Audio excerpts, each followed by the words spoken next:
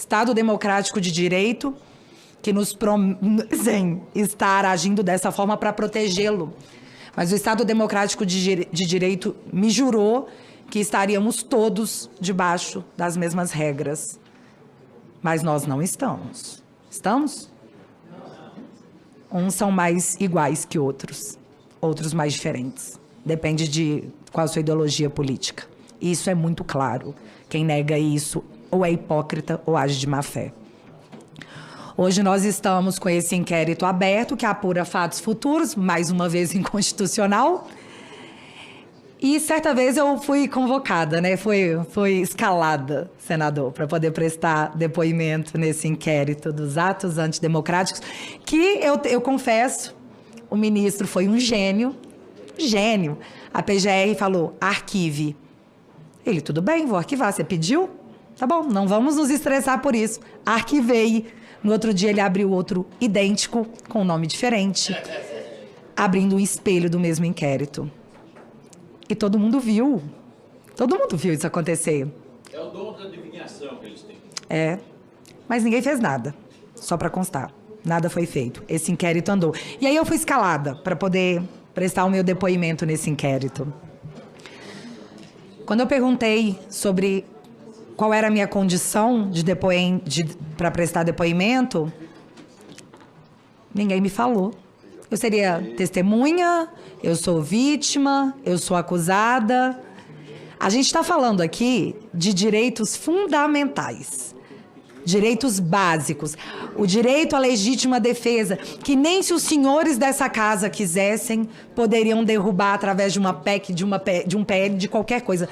Direitos fundamentais não são alterados, mas foram. Eu fui prestar depoimento na Polícia Federal sem saber qual era a minha condição. E lá, prestando esse depoimento, a pergunta era assim... como é que é a reunião de pauta com a sua equipe? Eu falei, a reunião de pauta com a minha equipe conta eu mesma e myself. Ali eu me dei conta que eles nem faziam ideia do que eles estavam querendo descobrir de mim, o que eles queriam saber de mim. Na verdade, eu fui parar ali por uma ideologia política que saiu tragando todo mundo que ousou se posicionar como conservador em tempos que não é o conservadorismo o problema, por mais que ele incomode a muitos de nós. Essa frase foi dita por um ministro. Pois bem, após o inquérito, após prestar depoimento, nunca mais tive notícias, nunca mais foi repassado nenhum tipo de informação, mas o meu nome deixou de ser Bárbara.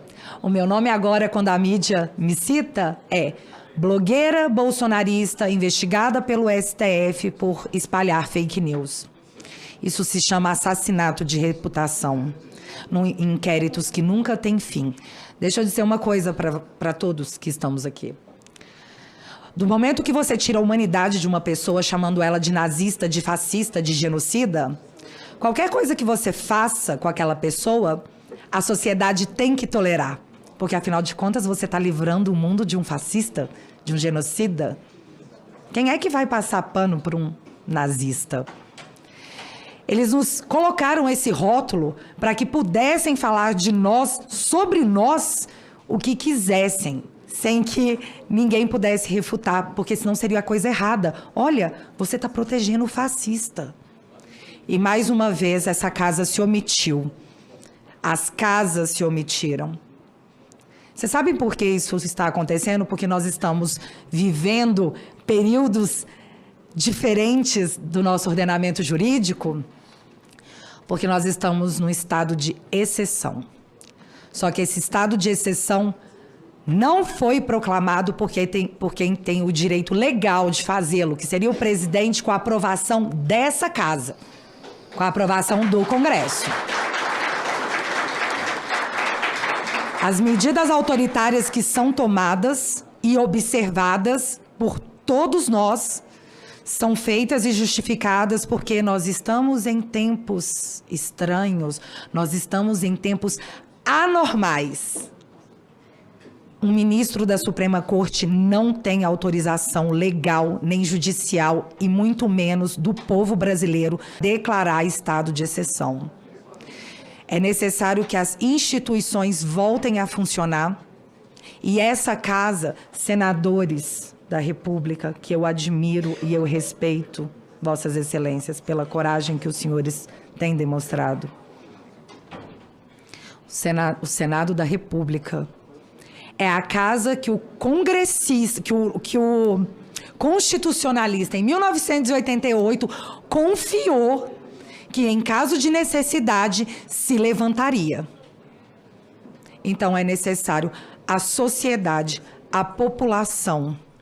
Eu espero que os senhores se levantem, porque a Constituição garante a Vossas Excelências não esse direito, mas esse dever.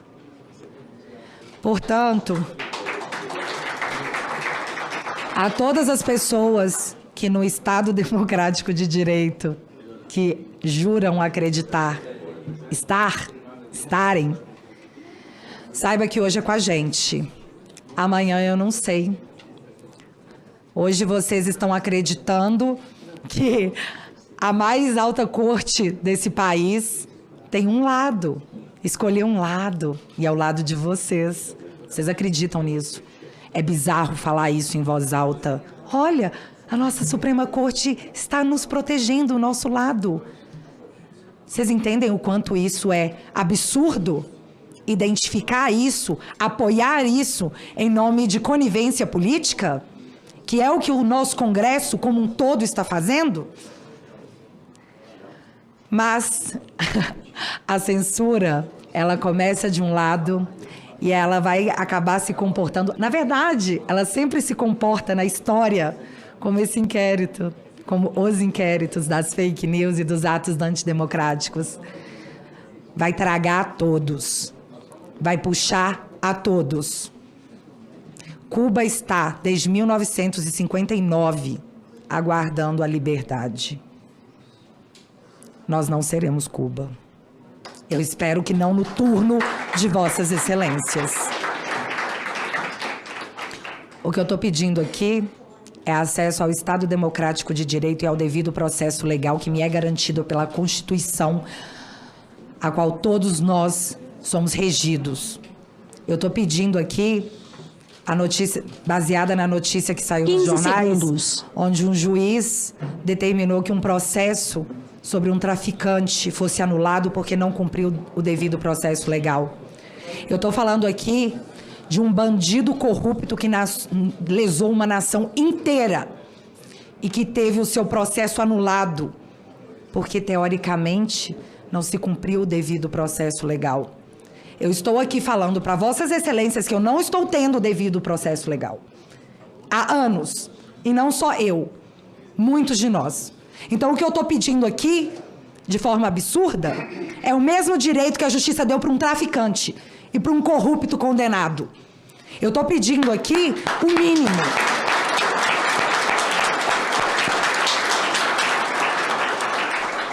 Eu sei que soa ridículo falar em voz alta, mas eu só estou pedindo o mínimo. Então, por favor, Senado, por favor, Congresso, parlamentares, socorro.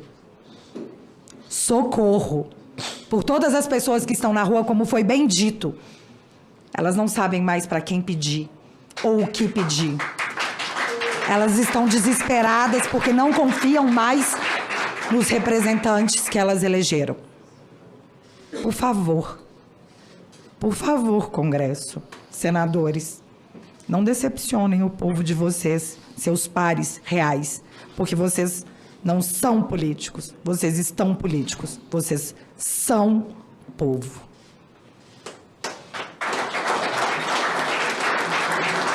Parabéns pela coragem de todos que estão e estiveram aqui, que pegaram essa luta. A todos os meus amigos que eu estou vendo censurados pela democracia, que não deveria, porque ela é proibida pela Constituição.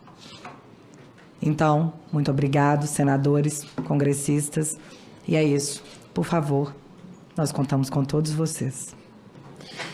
A Bárbara, ela é mineira, é um ativista do Brasil, de causas conservadoras e que tem feito um trabalho muito forte através de rede social.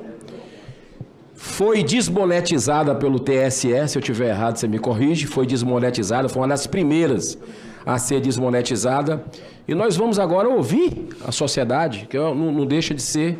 Ela não foi candidata a nada e está percebendo lá na ponta do cidadão o que é que está acontecendo no Brasil. E é bom que a gente saia dessa bolha aqui de Brasília e ouça o cidadão comum. Então, a cidadã Bárbara, muito obrigado pela sua presença. Você tem 10 minutos com 5 de tolerância da casa. Muito obrigada, senador. Na verdade, eu queria agradecer a todos. Todos mesmo, eu não vou citar nome de ninguém, para não correr o risco de ficar aqui falando nomes e cometer a audácia de esquecer o nome de alguém que todos aqui presentes me representam. Me representam só pelo fato de estarem aqui, de darem essa oportunidade para o povo falar na casa do povo. Porque o povo fora dessa casa não está tendo essa oportunidade. Bom dia a todos os brasileiros que estão nas ruas. Eu queria primeiro lembrá-los, porque eu não posso falar sobre isso no meu canal, mas todos nós estamos vendo todos vocês. E o que eu posso fazer, se é que eu posso falar isso aqui, espero que sim. O problema é na hora que eu sair daqui, né? Eu espero que vocês tenham força. É o que eu desejo a todos vocês, que são tempos difíceis, mas nos tempos difíceis que se criam homens fortes. E é o que nós estamos nos tornando, pessoas fortes. Obrigada. Para quem não me conhece, eu gostaria de me apresentar. Meu nome é Bárbara, eu tenho 36 anos, sou mãe de 2 filhos lindos, esposa de um marido incrível, filha da melhor mãe do mundo. Mas foi com meu pai que eu aprendi a gostar de política. E por gostar de política, eu comecei a acompanhar todos vocês. E não é de hoje.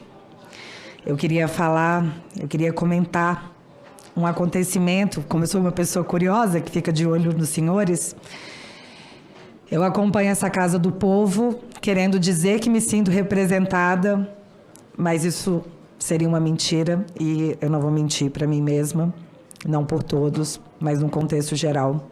Eu quero abrir aspas para uma fala que foi dita nessa casa em 2016. Ontem a senadora Gleisi chegou ao cúmulo de dizer aqui, para todo o país, que o Senado Federal não tinha moral para julgar presidente da República.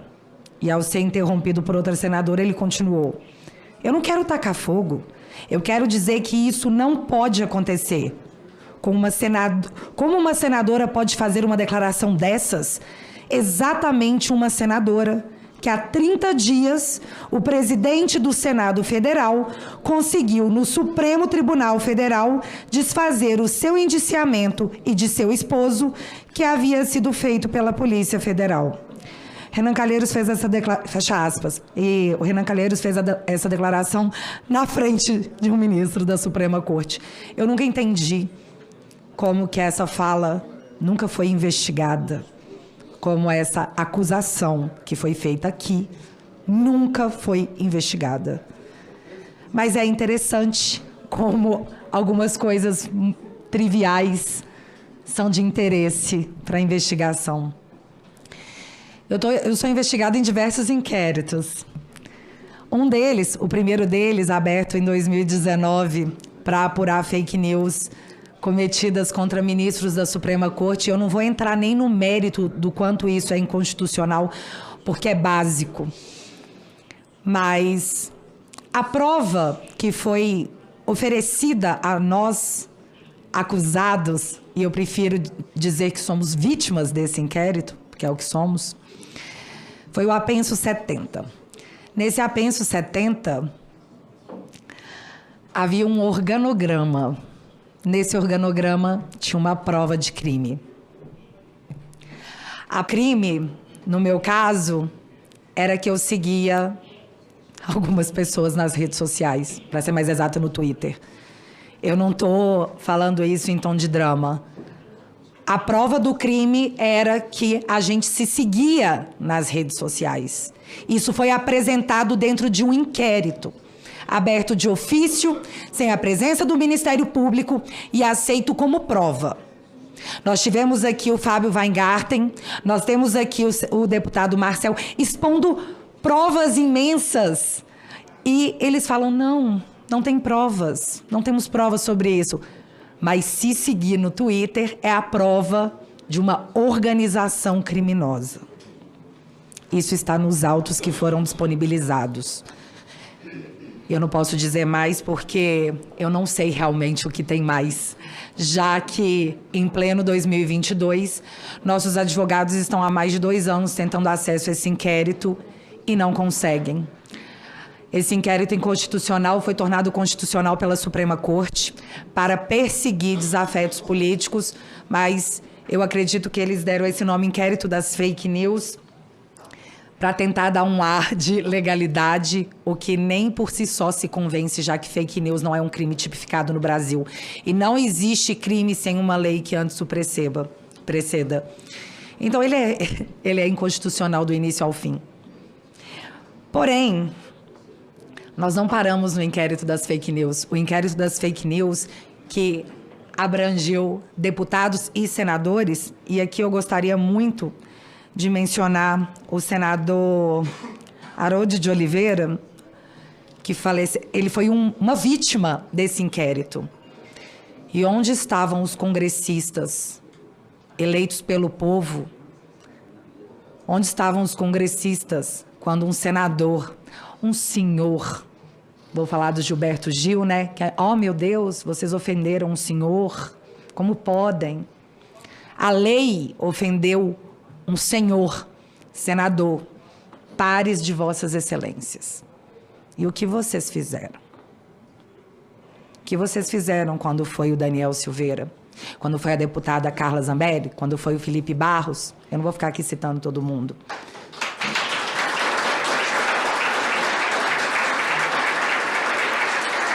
O que aconteceu, e todos nós assistimos, infelizmente, foi a omissão completa daqueles parlamentares que o povo confiou para que nos representassem. Muitos de vocês, deputados, e eu não estou falando isso para agredir ninguém, eu estou aqui aplaudindo a coragem de todos os senhores que estão aqui hoje, porque eu sei que estar aqui hoje se tornou um ato de coragem. É um ato de rebeldia contra esse mundo cruel, porque é o que a gente pode falar, no máximo. Eu, pelo menos. Eu sei que os senhores estão tentando, mas, como disse o próprio deputado, todos nós falhamos. Mas nós vamos consertar isso, como sociedade, porque muitos são autoridades, são chamados de autoridades, mas, na verdade, os pares de vossas excelências são povo. Vocês são povo como nós, que gozaram da nossa confiança para nos representar através do voto.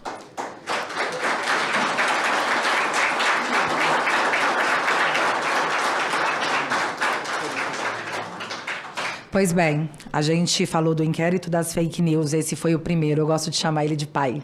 Foi o pai. Foi a mãe, deu cria. A cria foi o inquérito dos atos antidemocráticos. A cria, ela segue sendo o inquérito que não tem objeto. Eu preciso deixar claro para quem está nos assistindo e não tem conhecimento, eu não quero aqui dar palestrinha para ninguém, longe de mim, mas acredito que todos os senhores saibam. O inquérito ele é aberto para investigar fatos que já aconteceram. Você identifica um crime, esse crime, uma vez identificado, esse possível crime, você abre o inquérito para apurar a conduta. Não existe abrir inquérito para apurar crimes futuros. Você não abre um inquérito em 2019 e traga pessoas em 2022 para um crime que não aconteceu. Isso é o que diz a Constituição. Na verdade, isso é o que diz o Estado Democrático de Direito.